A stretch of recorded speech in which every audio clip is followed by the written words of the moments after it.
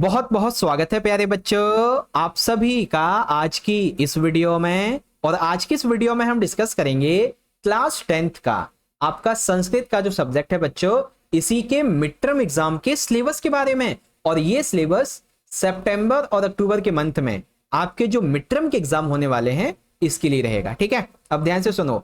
इस वीडियो में संस्कृत का ना सिर्फ आपको मिड टर्म एग्जाम का सिलेबस बताया जाएगा, बल्कि सिलेबस के हिसाब से मिड टर्म के एग्जाम के लिए कौन कौन से इंपॉर्टेंट व्याकरण के टॉपिक हैं जहां से एग्जाम में क्वेश्चन बनता ही बनता है, वो भी आपको बताया जाएगा। That's why I am telling you बच्चों कि वीडियो को बिल्कुल एंड तक जरूर देखिएगा। संस्कृत के लिए ये काफी इंपॉर्टेंट रहने वाली है। ठीक है, तो चलो शुरू करते हैं। कोई भी क्वेरी क्वेश्चन डाउट हो आपका, कोई भी सवाल आप मुझसे पूछना चाहें तो ये रही मेरी इंस्टाग्राम की आईडी, आप मुझे फॉलो करके पूछ सकते हो। और क्लास 10th के इंपॉर्टेंट नोट्स, पीडीएफ और अपडेट्स के लिए डिस्क्रिप्शन में टेलीग्राम ग्रुप का लिंक है 10th क्लास का, उसको जरूर ज्वाइन कर लेना। ठीक है, और चैनल को सब्सक्राइब करके बेल नोटिफिकेशन को ऑल को सेट करके आप हमारी फैमिली का हिस्सा बन सकते हैं। तो चलिए शुरू करेंगे। तो यहाँ पे आप देख सकते हैं बच्चों, ये क्लास 10th का संस्कृत का आपका मिड टर्म एग्जाम का सिलेबस है जो कि डीओई के द्वारा दिया गया है। ठीक है, अब हम इसी को बहुत अच्छे से समझने वाले हैं। तो सबसे पहले आप अपनी जो पहली किताब है शेमुषी द्वितीय भाग, इसको निकालो और इसकी जो विषय सूची है ये निकाल लो, और फिर आपको मैं बताऊं कौन कौन से चैप्टर आपको पढ़ने हैं। ठीक है, निकाल लिया आपने, वेरी गुड। तो यहाँ पे आप देख सकते हैं बच्चों कि आने वाले आपके मिड टर्म के एग्जाम के लिए इस किताब से टोटल मिला के आपके 5 चैप्टर आने वाले। ठीक है, कितने? 5 चैप्टर, जिसमें से कुछ गद्य हैं, कुछ पद्य हैं और कुछ नाट्य हैं। तो इसमें देखो, सबसे पहले आपको चैप्टर नंबर 1 पढ़ना है। ठीक है, प्रथम पार्ट सूची पर्यावरण। ठीक है, चैप्टर 1 जो कि एक पद्य है, सूची पर्यावरणम, ये पढ़ना है। सेकंड आपका चैप्टर बच्चों बुद्धि वल्वती सदा। ठीक है, ये रहा हमारा सेकंड वाला चैप्टर जो कि एक गद्य है। ओके, फिर यहाँ पे हमारा तीसरा चैप्टर शिशु लालनम। ठीक है, ये है हमारा, देख सकते हैं, तीसरा चैप्टर जो कि एक नाट्य है, शिशु लालनम। ठीक है, फिर हमारा है चौथा चैप्टर जननी तुल्य वस्ला। ठीक है, जननी तुल्य वस्ला, जो कि ये हमारा चैप्टर नंबर 5। ठीक है, वैसे तो देखो यहाँ पे 4 लिखा हुआ है, ये पता है क्या है, ये नई वाली एनसीईआरटी की किताब है। अगर आप पुरानी होगी ना आपके पास में, तो उसमें 5वां चैप्टर होगा ये वाला। ओके, फिर यहाँ पे देखेंगे हमारा आता है छठा चैप्टर। ठीक है, सुभाषितानी, और देखो नई वाली एनसीईआरटी में 5वां लिखा है सुभाषितानी, है ना। तो ये आपको मैं नई वाली के हिसाब से बता रहा हूँ। ओवरऑल अगर आप देखें तो आपको 5 चैप्टर पढ़ने हैं। पहले का नाम है सूची पर्यावरण, दूसरा है बुद्धि बलवती सदा, तीसरा है शिशु लालनम, चौथा है जननी तुल्य वस्ला और 5वां है सुभाषितान। ठीक है, ये 5 चैप्टर हैं जो कि आपके मिड टर्म के एग्जाम में आएंगे। ओके बच्चों, तो ये सिलेबस हो गया आपका। अब हम बात करेंगे बच्चों आपके व्याकरण की। और अब व्याकरण में पहले हम बात करेंगे रचनात्मक लेखन की। ठीक है, जिसमें आपको लेखन करना होता है उसके बारे में, और फिर दूसरे टॉपिक में हम व्याकरण को समझेंगे।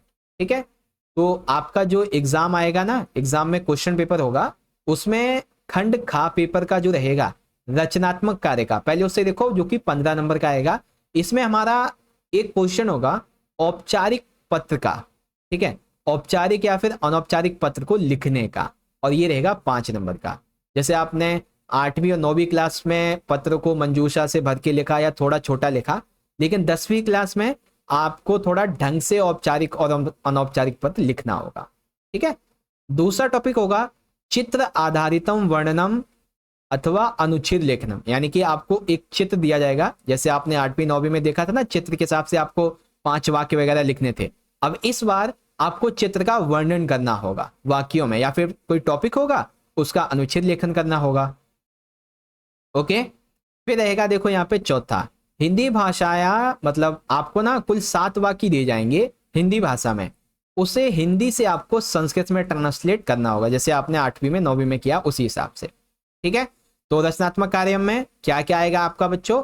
पत्र, और ये चित्र आधारित अनुच्छेद का वर्णन, और हिंदी से संस्कृत में ट्रांसलेशन।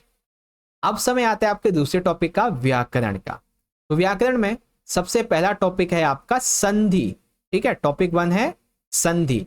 अब संधि में एक तो आपकी स्वर संधि है, फिर व्यंजन संधि है और विसर्ग संधि है। स्वर संधि में यण, अयादि, पूर्व रूप संधि है, ठीक है। व्यंजन संधि में आपकी ये वाली संधियां हैं सारी, और विसर्ग संधि में ये सारी संधियां हैं, ठीक है।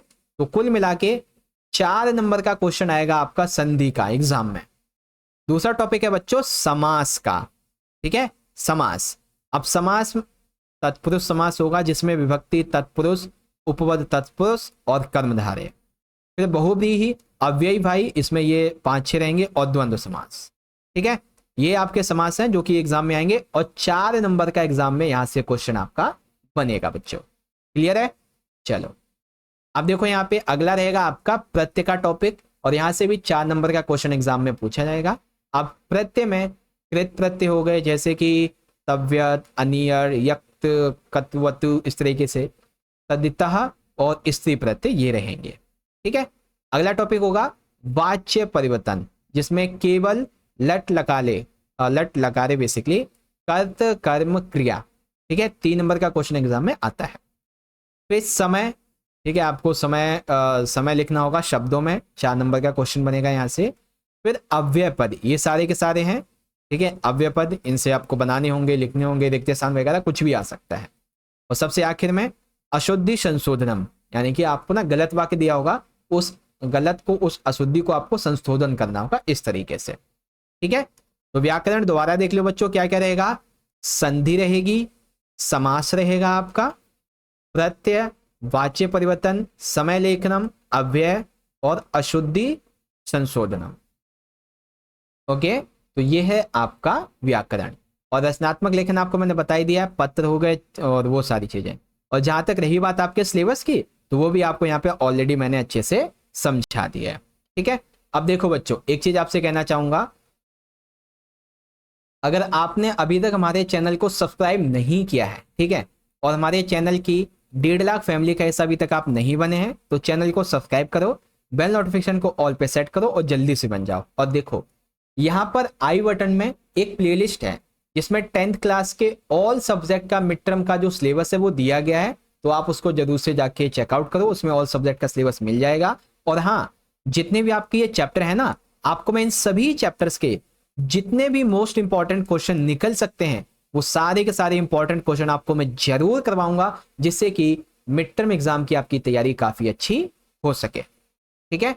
और साथ ही साथ आपके जो भी ये रचनात्मक कार्य के टॉपिक हैं, व्याकरण के टॉपिक हैं, इन सभी की भी एक्सप्लेनेशन वाली जो वीडियोस हैं, आपके प्रैक्टिस के लिए, आपके अंडरस्टैंडिंग के लिए वीडियोस में लेके आऊंगा, चिंता मत करो, ठीक है। बाकी वीडियो को लाइक करो, ज्यादा से ज्यादा शेयर करो अपने सभी दोस्तों में, इंस्टा पे जरूर से फॉलो कर लीजिए, कमेंट में अपना फीडबैक जरूर देना। मिलते हैं आपसे अगली वीडियो में, तब तक के लिए आप पढ़ते रहिए, अपना ख्याल रखिए, बहुत बहुत धन्यवाद। जय हिंद, जय भारत, वंदे मातरम।